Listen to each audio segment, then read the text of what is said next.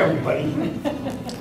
Well, being that I have a YouTube channel and I run these groups on Facebook called Planet Bromeliad, Planet Tillandsia, and a lot of other planets groups.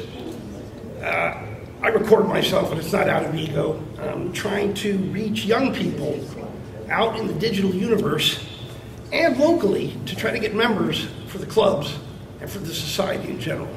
So if you're wondering why I'm shooting myself, that's why. Okay, I'm Barry Landau. I have been studying, collecting, growing bromeliads for 5 decades. Started when I was 7 years old. And came to this club, I think the first time in 1971. My mentor, R.M. Delgado, who was known as Frenchie, was one of the founders of this club and also was a founder of the BSI, Bromeliad Society International. And Fritz Kubish, who used to live 2 blocks away, was another founder of this club. And they were incredible people. And this was a period when we had Victoria Padilla and a lot of other players in Los Angeles who were dedicated Bromeliad people, and they were part of this club. So this club goes way back, and it's an important club, the Culver City Club, otherwise known as Ballona Valley Bromelaid Society. All right, that's about me. What you're going to see today is a very extensive program on variegated bromeliads. Probably way too extensive, and I apologize for that. I'm going to hit you with a lot of images. We're going to go breakneck speed, but by the end, you're going to say, wow, these are some great plants. The one thing I'll caution you is don't get too excited about getting these plants because they're hard to get, most of them. Some of them are very easy. Some you'll find on the table tonight. But by and large, about 80% of these plants are very difficult to get. And it has to do with how slow they grow. All right, let's not belabor it. Give me 1 second.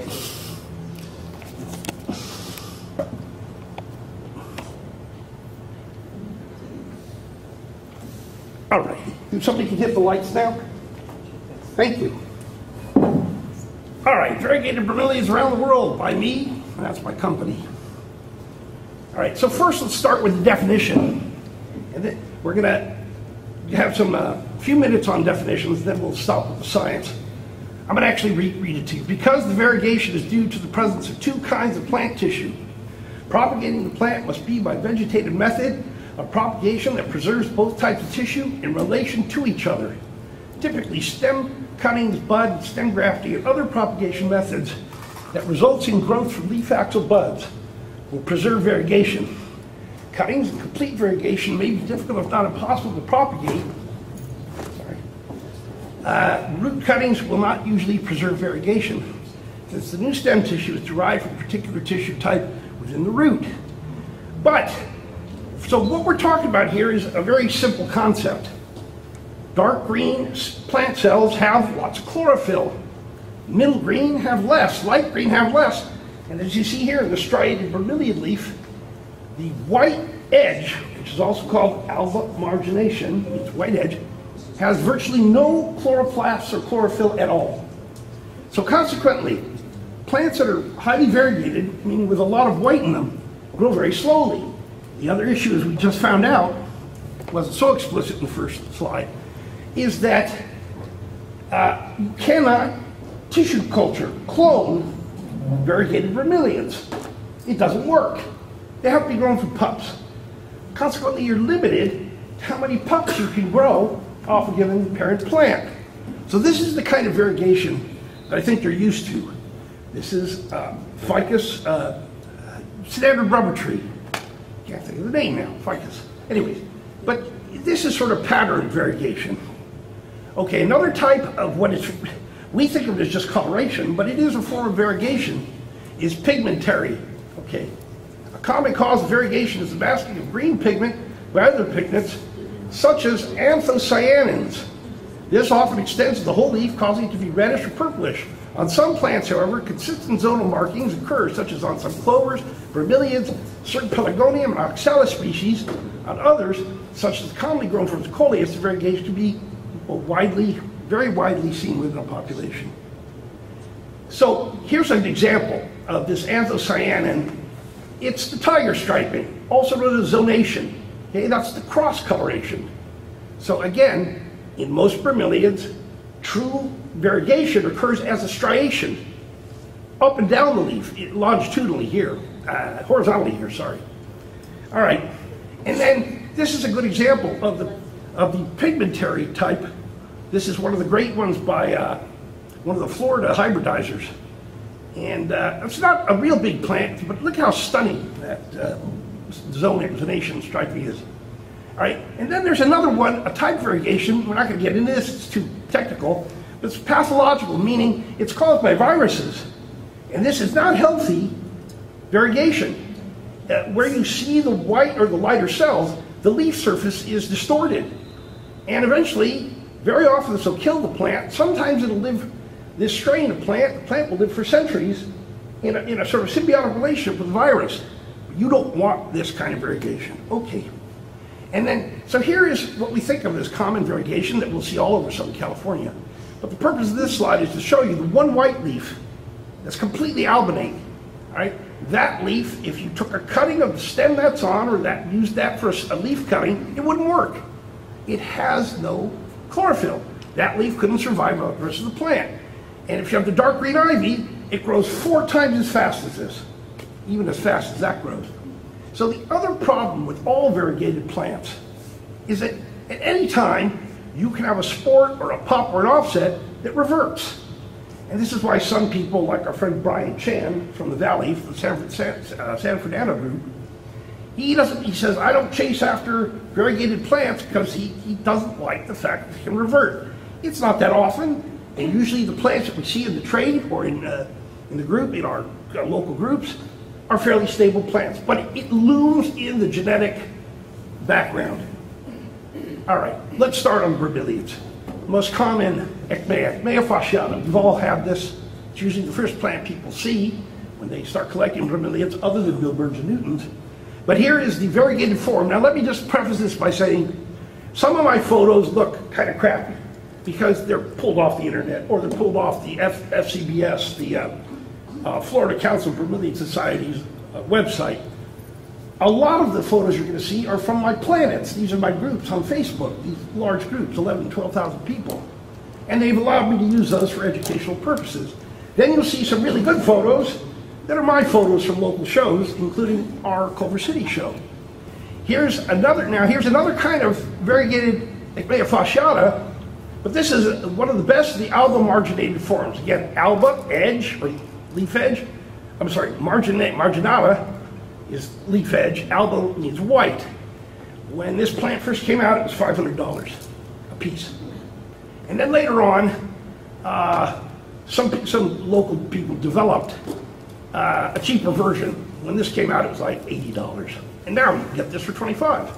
But there's another version of it. You see, it's not quite as perfect, the conformation, the leaf structure.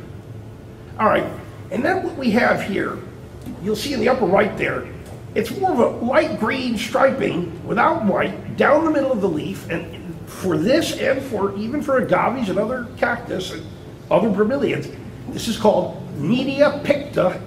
It's a form called media picta. And still, you have the silver overlying of the zonation, which may be surface trichomes, could be scurf. You'll see this in other bromeliads. All right, Aechmea shantini. So I'm going to feature some plants that have strong silver zonation that aren't technically variegated. And the point of that is to say that, isn't it amazing how dramatic it can be, just like this?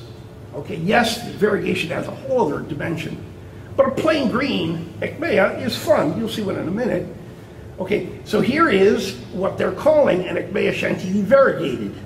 This is not samurai. This is, you can see it's got yellow striping, and they're separated. So it's technically not a media picta, but it's a great plant. All right, now, one name you're going to hear a lot in my presentation is my very good friend, Chester Skotak. And that's a name some of you will know, new people won't know it at all.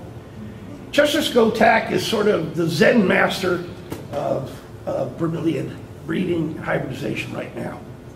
This is a small, that's only about a 13 or 14 inch plant. It is a shantini, but look at the alba margination. He's got the green stripe down the middle with the silver zonation, but a fully developed shantini type flower. And what you're seeing in the background are his patented micro pineapples called Mini-Me, named after, you know, the guy in the movie. What do you call the movie? Can't think of it. Okay. So on the left, you have what's called Aechmea samurai, and this is one of the most famous variegated Aechmeas and related to Aechmea shantini. And again, this only grows from pups, and there are good clones and bad clones. This is a good one.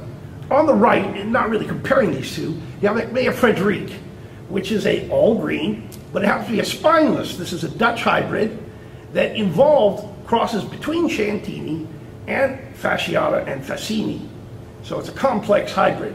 And the one on the right, Frederique, they sold 1 million of these, 10 million of these, I don't know how many. Holland, you know, they produce more plants than anybody. It's astonishing.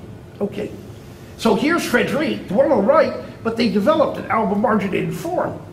And, you know, you can ooh and ah, ooh, ah. I mean, look at that plant. It's crazy. You know, people that don't know bromeliads look at this and they go, is that fake? Stunning plant. When it first came out, it was like, again, $1,000. Now it's, you know, you can get it for $75. Here's Frederique, what they're calling variegated, but to me it looks like a media picta. Anyways, just to give you the idea of all of these different things. Now, again, one of the advantages you have by having a presentation from me, and the advantage that I appreciate and I do for educational purposes, I get photos of brand new things. You won't see them in the BSI journal. You won't see them anywhere except on my planets. This is a new, brand new hybrid from Australia called Aechmea Felice. And look at that beautiful albumargination and the solid green down the, it's a great plant. So you're going to see things from all over the world, and I will try to tell you, when possible, where they're from. All right, this one we have here, you can get this, our club members have this. Aechmea nudicalis is a great species. This is the very white albumarginated variegated form. But you see the spike is virtually the exact same. And then you have, this one's very commonly available, club members have it, Aechmea nudicalis with the yellowish albumargination, yellow form. And the thing I love about Aechmea nudicalis, not only the form, but you virtually can't kill them unless you try. Okay, another great species, Aechmea cordata mokiana. This is in the ground at Rainforest Flora, but it's an old-time great species, great landscape plant, beautiful spike, and keeps its variegation generation to generation. Aechmea recurvata Aztec gold. This is kind of a smaller one, but they get a little larger. This is only about 12 inches tall. But it's a beautiful variegation, and when it forms a clump, it's just outrageous. It's around the clubs, you can find it, or on various websites. Okay, Aechmea mexicana albumarginata. This is a huge plant. This is about a 3 or 4 foot plant. And I'm sorry, it's kind of it's an out of focus slide, but the albumargination here is slightly green. So you got green on green, but it's a dramatic plant and it has a great spike. Okay, one of the all-time best ever multiple colored variegated albumarginated Aechmeas. Everybody knows it, everybody wants it. Aechmea orlandiana ensign, or ensign. And this started as a sport, excuse me. All started from one plant. Now you can get it all over the world now, and there's different forms of it. Some of the crafty forms, the leaves are lax. They hang down as soon as they come out. This is a good upright form. But again, you got the albumargination, white down the sides, the striated middle, and then we've got the cross-hatching of the tiger striping or zonation. You'll see that this sets the pattern for most of the desirable hybrid variegated plants, both for Chester and other people around the world. And here's Orlandiana. Now remember, ensign is a CV or cultivar or a sport of Orlandiana. This is a standard Orlandiana variegated. You see there's no white in it. We're going to move quick. I'll try to move quick. One of my favorites ever, Aechmea Burt, which is a hybrid of two species. But this is the variegated form. Now that's a big plant. That's a 2 foot, 2.5 foot plant. I love it. Okay. Aechmea unstable Mabel, real name. And this is in Australia. This is, you find this around the world. Now that's a big plant. That's a 2.5 foot plant. The reason it's called unstable Mabel is over half, maybe even 65% of the pups it'll throw will be reversions. But this particular form, this is Peter Tristram's slide from Australia. Peter Tristram is one of the key people who runs the BSI, He's the top collector and the top grower, in my opinion, and most people's, in Australia. He will spare no expense to bring stuff in. I'm sure you've heard Australia has locked down, though, and it's getting hard to bring things in there. Okay, another form of Chantini called Roberto Menescal. And this is a sport plant, again, not a hybrid, but it was found and first propagated by Chester Skotak and named after a famous Brazilian botanist. And we got, here it is in blue. So you see the Chantini inflorescence, the spike, but look at that, it's got the dark, dark purple or red leaf with the yellowing. Here's more, look at this. This is seed grown at Chester's house. Chester lives now in Costa Rica. He's originally from Texas and Florida. But look at that plant. Yellow, green, purple, cross zonation of silver, multicolored spike. And how could you not love it? And it's not cheap. All right, Aechmea ramosa, one of the great larger species, and with beautiful inflorescence. This is one of the sort of the berry type. But look at this plant. This is again at Chester's. Like 4 feet, 3 or 4 feet. It's a huge plant, but look at that. It's essentially pink on pink with the alba margination. Great variegated plant. All right, we're going to try and keep going. One more time. This is another mid-size or miniature compared to regular Chantini called Wild Ace. That's by Chester. Both of these are by Chester. And on the right is an improved Chantini type called Rebecca. And all right. So here's Aechmea samurai, the classic, and this is a really good clone. Yep. Again, what makes it a good clone? The leaf count, the number of leaves, the position of the leaves, what's called the conformation, which is what I just described, also the overall form, and of course, great zonation and great coloration and striation. Here's samurai, grown in Hong Kong. Okay, so it's a little different clone, but essentially the same plant. What do we got next? This was at the South Bay show last year, and I didn't get the name on the tag. It looks a little like a regular fasciata alba marginata, but it's not. I didn't see the name, and I didn't see the parents, I'm sorry. But it's a great plant, look at that. Not so white, a little cream colored in the alba margination, but that great upright form is what we like it for too. All right, we're moving on to a new genus. We're gonna go through various genera of bromeliads, and we're going to see a few other kinds of plants to give us perspective. But one of the great, I think this is made by Chester, I'm not sure if it was, called Red Delight, Ananas. This is the pineapple genera. Pineapple is the bromeliad you've known all your life. And then you have another one, not a great photo, but you see it says multiple striations, as opposed to the other one was a block striation, called White Lightning. And this is a good friend of mine named Russell Lowe in Singapore. He's one of my best members on the planet. Okay, and that ain't natural. Can somebody close that back door? If you get a second, thank you. Ananas bracteatum, variety tricolor. And look at that. Now, you know ananas are deadly. They've got teeth. But look how beautiful this is. And it's got great consistent striation with beautiful red pineapple fruit. It's a great plant. That's a large plant now. That's 3 or 4 feet too. Okay, a new Ananas, that's Chester behind there, we'll see him later. This is called Ananas Matilde, and it's red on red. Look at that. And it has spines, but they're reduced. It's a great form. I haven't seen it with fruit on it, with the inflorescence. Okay, just to give you perspective, there's many great variegated cactus and agaves and other kinds of succulents. We're going to see a few, but I'm going to whiz through them. Okay, Kishikan, you guys have seen this. It's at the local shows. It's a Japanese hybrid, one of my favorites. Generally a small plant. And then maybe the best variegated Victoria Reginae form called White Rhino. And you can see why it's called White Rhino. These go, in Japan, these go for $5,000. Wow. On the open market in California, you'd probably get one for $500, $600. A pup, a little pup. Okay. We see these all the time. Agave Americana, medium picta, alba, because the other one you see is very yellowish. And it's all over the southern states, southwestern states. Outside America, this is like, wow, they go nuts for this because it's so rare. In Japan, a plant that size would be $10,000. Here, you can't give them away. Okay. Astrophytum, another genus of cactus. We're just going to whiz through. Again, almost all of these slides come from my planets. I have planet cactus, planet orchid, you name it. I have 400,000 members now, and I waste my entire life taking care of those planets. But I'm trying to reach young people. Look at this Astrophytum, it's just crazy. You know, you want to have it. It's probably, again, this is like $1,000 plant. You can't, nobody human can afford them. Look at this one. Astrophytum, I think it's Asterias. Asterias is the species. But look at that. The red ribbing, I mean the yellow ribbing, and then you've got the mostly white zone and the white alba colored cells, and then the green in back. And looks green. Like it's grafted. Yeah, many of them, you're right, some of these are grafted. This is interesting. This is not technically variegation. These are surface cells, either trichomes or other forms of cells, like scurf or other kinds of cells. I don't know the technical botanical name. I tried to find it for you.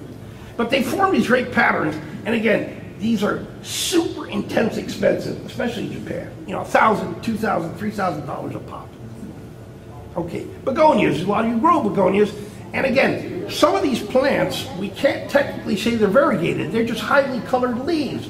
But it is that what we call anthocyanins, that's the red color. And so, but this one and this one, technically they look variegated to us because of the contrast level. And I love begonias, I have no more space. I can't grow anything anymore. Okay, Bocarnia, ponytail palm. There's a striated form. When this first came out, there were 1,000 apiece. But now they're down to like 100 or 85 or something. But it's a beautiful plant. And again, you've got the alba margination there, but it's yellowish.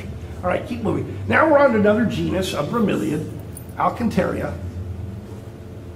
Excuse me. And there's so many of these, and there's about 20 or 30 kinds right now that are variegated.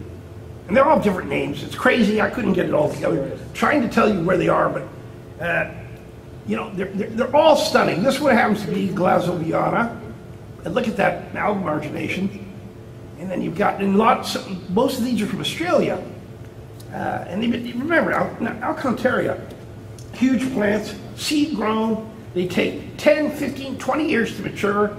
Huge spikes, 6 to 8 foot spikes. Most of them are monocarpic. Some will throw hair pups. Other people, you know, experienced growers will do what's called drilling. They will either wait for the spike and emasculate it and cut it off, or they will wait for it to mature, and right before the spike forms, they will drill a hole down into the miraclone cells, and that will force it to throw pups. But many of them are monocarpic, which means they only reproduce by seed and sexual reproduction. And the hair pups take forever to grow. All right, another, probably Glazoviana, I don't know, who knows. Here's odorata, a very common one. We have these around here. You can get these in California. They're just usually pricey and harder to find. But not odorata, that's a hard one. Look at that. Not very balanced variegation, but beautiful. All right, this is to demonstrate to you that what you're seeing here is Chester Skotak's private landscaped Alcantara collection. The slide is from about 2012 or 2011. But look at what, this is just madness. Those plants are 5 or 6 feet wide. Think about this, takes 15, 20 years, each plant. You gotta put aside how much time to take care of them. Look how many there are. Those are all different ones there. Imperialis rubra variegated, Glazoviana, I mean, it goes on and on. This is just to show you, and I don't say it to overplay it. He is the king. I mean, there's plenty of other good growers around the world, but this is insane. Nobody has this. Okay, another great one. Let's move on. This is from Chester's garden when Glazoviana set a spike. And look at that purple, again, anthocyanins. You're going to see red and purple in many of your own bromeliads, even Tillandsias too, when they start to come to bloom. It has to do with the hormonal levels. Okay, and here it is starting to, so that's nice, right? But then that'll go another 5 feet. Easy. It's crazy. They're fantastic plants. Early on, we used to call them Vreesias, Vreesia gigantea. Then they realized that they did a little taxonomic study and they realized different genus. Okay, here it is again. This is to show you they're all over the world. In Thailand, these plants go from $1,500 to $2,000 each. And that's for a pup. For a pup. But you'll see that even with the Neergelias in Thailand, the plants they grow better because of the constant heat. All right, we're into Bilbergias. And I was reviewing this. It says Bilbergia nutans. I think it's not. The leaves are too wide. But in either case, the spike looks right. So we don't know. Maybe it's Santa Barbara. But we all started, most of us started with the Bilbergia newtons. You know, we got it for $1.50. You can't kill it. You literally can't kill it. Blooms once a year for 7 days. Who cares? It's a pretty flower. All right, here's technically Santa Barbara. And you see the flowers are different. They're all purple. They're not green and purple. And it's not a great slide, but you see it's a variegated plant, striated. All right, part of the thing with Bilbergias, because I could do a whole night just on Bilbergias, there are 10 or 20,000 now, no exaggeration, hybrids here and in Australia and Florida. Don Beadle was one of our great American guys. This is one you can find very easily at our club and at our shows. Not the variegated form. You find Bilbergia Hallelujah. This is the variegated one coming out of Australia. A guy named Russell Holzheimer, who has championed Bilbergias over there and has like 3,000 or 4,000 hybrids. A classic great species. It's a sport. Bilbergia pyramidales Kyoto, found by a Japanese, I think it was the guy who actually developed some of the other Neargelias, an osteopath over there. Can't think of his name right now. But look at the nice white alba margination. So this is part of what happens naturally in nature. And many variegated plants, what it is you plant 1,000 seeds or 10,000 seeds, and you come up with one variegated plant. This is one of my personal favorites. I love species. Bilbergia moina, variety stolnifera, but it's the variegated form. And that'll go out the pot like a miniature neo. Just fun to have. All right, so Russell Holzheimer and a couple of the guys, they've been working with, let's move on 1 second and go back. This is a plant, you'll see it here, you saw it was in our show this last month. It's one of the great cultivars of Bilbergia vittata. This is Domingus martins. Now this one plant changed the entire program of Bilbergia hybridizing across the world. Came in about 45 years ago, so it's taken time. But that plant we just saw a minute ago, this Tortoria sub-zero, that is a Domingus martins hybrid. And you can see the broad white stripes, the spotting and the white. You can see it's different. I don't know what the other parent is. But there are so many of these, it's crazy. All right, so one of the earliest people, you see photo by Don Beadle, the low right corner there. He was one of our great assets. Early on, he took on Bilbergias in the 70s. This was his form of Bilbergia Domingus martins that he used to create so many hybrids. He has about 200 great hybrids. All right, and then moving on. So this is just some Bilbergia hybrid, probably unnamed. Beautiful, I love it. And again, they look so good in clumps. Forget blooming, you love them, but it's 7 to 10 days. It blooms, it flowers, it's gone. But who cares? All right, this is again, you see the Domingus martins in it, but it's crossed with something even more tubular. That's from Russell. Anything named colon is from Russell Holzheimer. Get off my planets. This is in Australia. I don't know if it's an Australian exclusive. I don't think so. But look how white this is. It's crazy, right? And then you have the green modeling. But this is a slow plant. I mean, literally, it takes twice as long to grow, maybe 3 times as long to grow. Keep moving. It doesn't have any flower. Well, very little. The white areas are kind of actually green, but you're right, very little. So here's one of the great, this was a sport, and we have this, people in this club have this plant, and you'll see it occasionally, named after one of the great bromeliad collectors, Alan Ladd. And this is a classic media picta. It's a light green stripe down the middle with virtually no striations in it. And a great spike, look at that, great form. All right, so this is what I mean. This is just one cross, one Grex, the pup, the seedlings from one hybrid of Russell's, and he has 3,000 or 4,000 hybrids. Yeah, it's like 100,000 plants.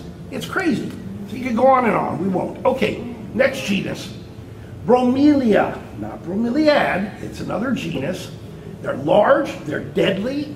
They live forever. But this is Bromelia aurelia, and that's at Chester's house in his garden. Yes, it is 6 or 7 feet. Yes, it is deadly. That's one of his workers, not his wife. This is my favorite Bromelia, Bromelia cera. That's a species, but that's grown in Germany. Look how beautiful that is.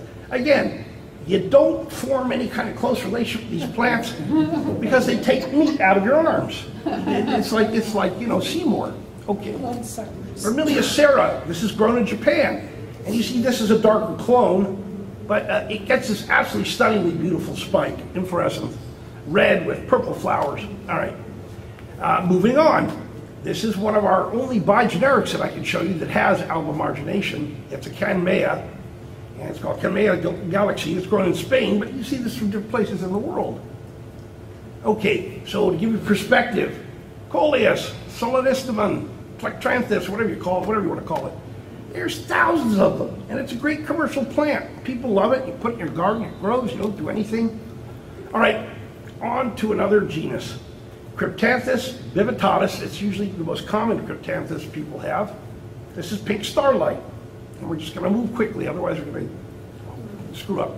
This is called black magic. Now again, like Bill Burge's, the Cryptanthus, we go on and on and on because they have highly colored leaves. Yes, there are some that are very solid colored, but by and large, most of them have very highly colored leaves with this sort of dramatic contrast. That's one of the key overlaid ideas I'm doing for this presentation, is why do we love bromeliads? They're dramatic in a lot of ways. Okay, one of the best ever.